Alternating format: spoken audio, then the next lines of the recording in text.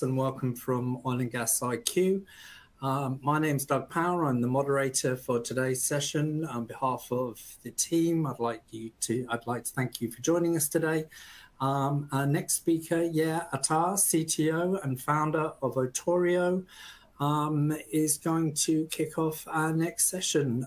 Just a few quick admin points. If you have any questions, submit them in the Q&A box and we'll get to those once Yair has finished his presentation. Any technical issues, again, put them in the Q&A box and we'll sort those out for you. And yeah, let's hand over to Yair. Welcome to our Digital Twins in Oil and Gas Online event. Hi, everyone. Pleasure to be here today, and thank you for all of you that are joining. My name is Yair Attar, CTO and co-founder of OTORIO, and we're going to talk about operational resiliency and availability from a cyber perspective. So as things are becoming more digitalized, the goal is really to do that in a safe and secured manner. What we're going to focus on today's session is what does it mean, cyber digital twin. I know that we've been discussing on digital twins and their benefits from operational and performance perspective.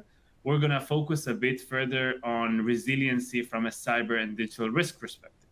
What are the benefits of such a technology to protect operational and having resiliency? What are the best practices of implementing such technology, and who can leverage from those types of technologies, and what values that they get? So I think that it's quite clear today we're seeing a lot of acceleration in digitalization. And on one hand, this drives more efficiency, more productivity, and it's good from a lot of commercial reasons. As this grows, this is a great increased connectivity, and things are becoming more exposed. And we know that cybersecurity is becoming a topic that needs to be addressed from a risk perspective, just like any other physical hazards perspective are being dealt today. Now, this domain has been grown for a lot of years, and it now becomes much more complex to manage it, because we're talking about environments that has been running for decades, right? Compared to IT, where you change infrastructure every few years. Here we're talking about environments that have been running for 10, 20, 30, even 50 years. And there was not always a thought about cybersecurity. So we have environments with multi-vendors, different types of generations of technologies, different types of vendors, all together being connected, when not all the time cybersecurity is on everyone's mind in that perspective. The last part is really safety, productivity, uptime, as those environments are becoming more connected. And compared to IT, here there are a lot of the impact, I would say, is much more critical. Then this topic becomes much more valuable and impactful to deal with. And this, of course, drives all the risks that we're seeing and how we want to manage them. So we're going to have now a quick poll to basically understand and have better visibility how your company focus or address OT cybersecurity concern. And what's the primary concern from your perspective for the OT cybersecurity space? So whether it's really to the increased risk in general, right? Everything is becoming more connected, to whether you have some solutions in place and you really want to deal with alert fatigue or risk assessments or prioritization, where to start, right? Where to focus. Safety and productivity, meaning resiliency, really to be able to address resilient operations and what it means and what to do about it, or business continuity from corporate responsibility. So we're going to give you a few more seconds just to submit and provide your viewpoint of what do you think, to your knowledge, the main concern for operational technology, cybersecurity in your environment, even if you're not certain that it will help us to drive the discussion and focus on the things that matter. So I'm going to give you a few more seconds as I see that numbers are growing and being raised, and then we're going to talk about the answers and what we see. Okay, so basically I think, and it's not a shock, but I think that what you are raising, the interconnectivity, the connectivity, and how it influences one another, I think this is something we're actually going to address today. And this is something that we're seeing in the industry, that a lot of organizations are not always aware what this connectivity means. And we're going to talk about it later today. Now, we're all human beings, meaning that we all want to do the most cost-effective way for what we need to do, whether we're on the good side or on the bad side. So the questions to where should I start, or what will have the most impact of my actions, or what actions should I take from a cost-effective perspective, or what's the easiest path for success? Those are questions that are relevant both for a defender or someone who wants to protect their operations from cost effectiveness, from resources perspective, from really how to reduce the risk in the most significant yet resourceful way. But even if I'm an attacker, I want to get the easiest prey I can. I want to really identify how can I create the impact without a lot of work. So another question that interests me and will be interesting to hear your viewpoint is, from your knowledge, how satisfied is your organization with the current security solutions for operational technology? From your perspective, things are quite good and you're happy and satisfied and an organization is in a good situation. Could it be better? Do you think that things should be better moving forward? You're actually right now are aware of projects and things like that, that the organization is looking for new solutions. Whether those are different types of solutions, could be for segmentation, could be for endpoints, could be for monitoring, could be for assessments, could be for multiple types of things to address the operational cyber and digital risks. Or it's okay also if you don't know. Again, it will help me to understand better from awareness perspective how well your organization is looking at this topic moving forward. So I'm seeing the numbers continue to rise. So I'm going to wait another few seconds, and then we're going to see the results.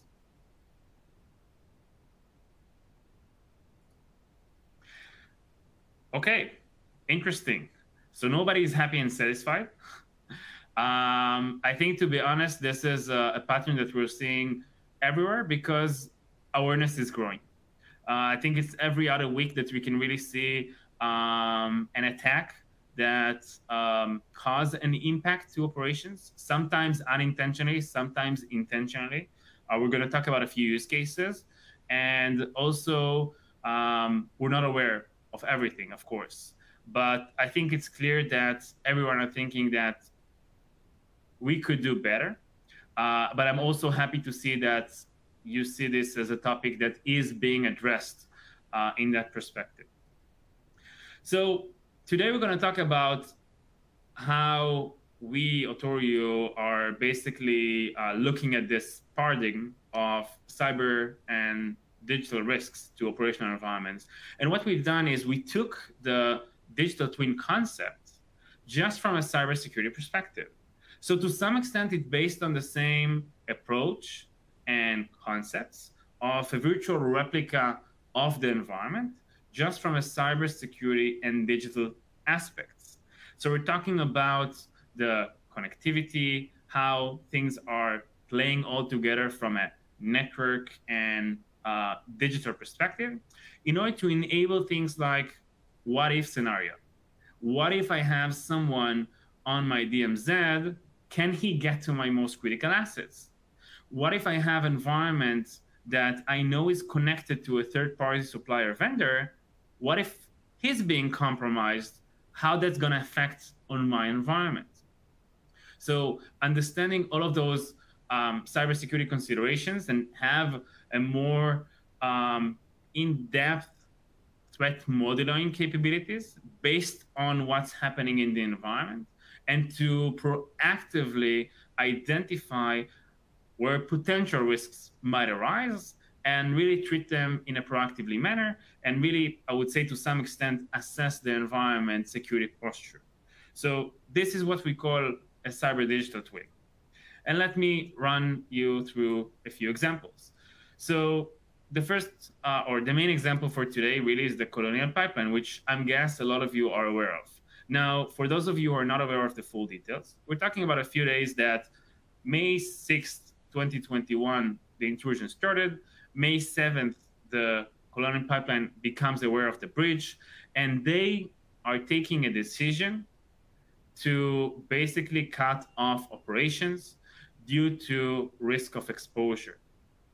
So they weren't fully aware of whether the attacker got to the operation and can actually do harm and do damage. They found it in the IT environment, but they didn't really have the proper understanding. If he's in there, how can he get to other environments, and what impact can he create? And then really they shut it down, again, their decision, and restoring pipeline operations a few weeks later. And one of the things we learned from that is really to try and answer those questions. Okay, there are more exposed areas, but am I still secured? Are my operations still secured, and I can continue with what I do? So for that exactly, we've developed this approach of a cyber digital twin that basically is based on contextualize the environment. So first thing is really gaining the understanding of what assets exist in the network. So it's going to be endpoints, hosts, firewalls, network devices, controllers, RTUs, sensors, all of those digital things that help to operate the environment. The second part would be network artifacts.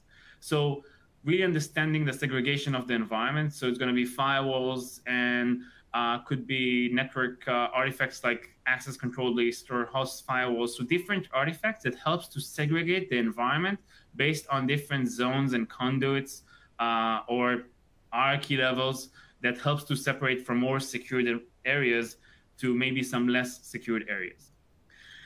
And then the last part is adding the process context level. So understanding which assets are belonging to which operational process, because not all assets were born equal, meaning that at the end of the day, I might have, whether it's the oil well within the refinery, or a recovery boiler in the pulp and paper industry, or the oven in the automotive, that their impact from safety, from productivity could be much more significant, and this needs to be taken into consideration in order to prioritize better. Once we have all of those artifacts, we're able to run different types of algorithms to call or to do what we say network signing. So really understand how it should act, or run based on attack graph analysis, where could an attacker go from an entry point to a target point to my most critical assets, and also provide more OT-focused mitigation playbooks, what can be done in order to mitigate those risks proactively. So if I look at the actual outcome, so what we're seeing on the right side are entry point. It could be they have access to the internet, they have access to the IT, they have vendors connecting to them, multiple ways of assets that are basically more exposed to my most critical assets, the assets that are actually controllers, some of my most critical processes, whether those are controllers, RTUs, HMIs, engineering stations, or even the DCS system itself. And then what it does, it really helped me to identify what vectors exist. So it's basically, you could say, taking a penetration test approach just doing it in a sandbox or in a digital twin concept, to identify all potential vectors that exist and see how well everything is interconnected with the influence of the security controls. So if we're talking about a journey, let's say, of some of our customers, what it will look like. So the first step would be gaining visibility. So understanding, again, the assets you have, to which system they belong, to which area they belong, to which refinery or operation process, so contextualizing the visibility. The second part would be to understand which gaps and exposures exist for each and every asset. It could be vulnerabilities, it could be misconfigurations, multiple types of things that can be leveraged by an attacker. Now, you've already invested in multiple security controls. It could be firewalls, it could be endpoint protection, it could be IDS, IPS, it could be multiple types of controls or even configurations within the environment that you can leverage, and understanding how well they are configured. Are they really configured to the maximum and closing potential gaps, or are they not configured well enough? And then how we know that? Based on the attack vector analysis, we're basically running those attack simulations. And then we understand that, yes, maybe on the system level, the assets are exposed. But because I have a firewall, I have some security control in front of this system or in front of this hall or in front of this area, then I know exactly that they're not being exposed from the outside. So this helps me, again, to focus on the risk that matters and see whether I can, in a more resourceful way, reduce those exploitation vectors. And this is what we call a risk-based management approach. So, sorry, one more thing. Okay, so let's talk about briefly the stakeholders that are leveraging this technology, and also the stakeholders that we're seeing in this ecosystem of the companies we serve. So usually within the company, we're going to see three types of personas. One is really the CIO, CISO, the C-suite, the management team, could be COO or CRO, that want to understand things from a risk perspective and governance, how each site is acting, specific KPIs, whether there are specific policies attached, and making sure that at the end of the day, from governance perspective, things are being managed as they should, and risk is being managed. Risk cannot go to zero, but it gets to the level that you as an organization want to get to. And then we have two main technical stakeholders. One are those security analysts that are usually focused on monitoring early detection to identify a potential threat actor while it's in the network. So they're focusing more on the monitoring capabilities and understanding what's happening and whether the changes are making sense and things like that. Whereas we have those industrial engineers, automation engineers, maintenance engineers that are more focused on risk reduction, risk resolution, whether those are during maintenance windows. And we also see some, of course, service providers from different areas that are also entering this domain. And at the end of the day, our platform, our approach really helps to provide each and every stakeholder the visibility and the artifacts that he needs in order to manage his own challenges in this domain. To sum it up, I think that what we're seeing from a journey perspective on the security posture of the environment is taking our organizations that we serve and getting the right and proper visibility, contextualize it according to the operational processes, again, refinery, the oil well, the pumps, and things like that, based on their criticality and impact, helping them to push it for understanding what really is exposed, and then provide the best and most practical call to action based on focused mitigation playbooks. So end-to-end, help them have better return of investment, even on past technology investments, but also based on the full comprehensive assessment of the environment. So thank you for your time today. And now we're going to have some time for Q&A. Thanks, Yair.